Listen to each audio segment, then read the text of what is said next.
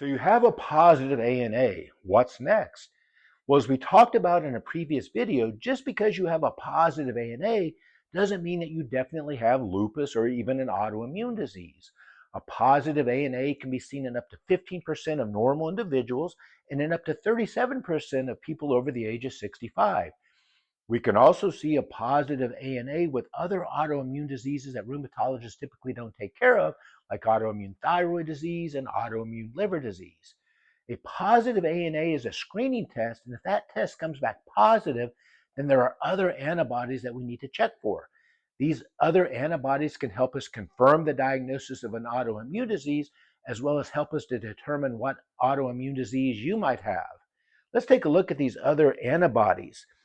One of the tests that the physician is going to order is an ENA panel, or extractable nuclear antigen antibody panel.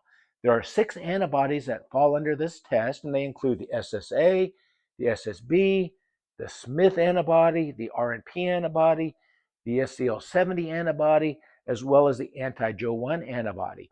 And these antibodies are commonly associated with specific diseases.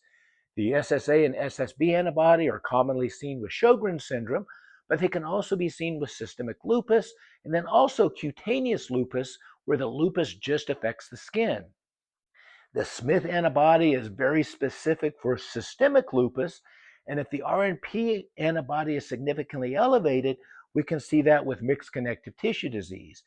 The SCL70 antibody is commonly seen with systemic sclerosis, and the anti-Jo1 antibody is seen with inflammatory muscle disease, and this is where your immune system is causing damage to your muscles. The diagnoses for this include polymyositis as well as dermatomyositis. Other antibodies that should be checked are the double-stranded DNA, which is fairly specific for lupus, also the centromere antibody, which we can see with systemic sclerosis and Sjogren's syndrome, and then the thyroid peroxidase and thyroglobulin antibodies can be seen with Hashimoto's thyroiditis as well as Graves' disease.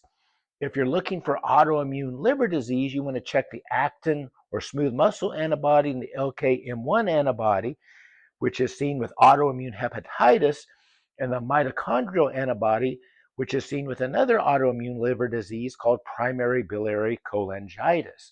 All of these diseases can be associated with a positive ANA. Stay tuned for more videos as we talk about each one of these specific diseases in more detail. Leave us a comment below about your experience with having a positive ANA.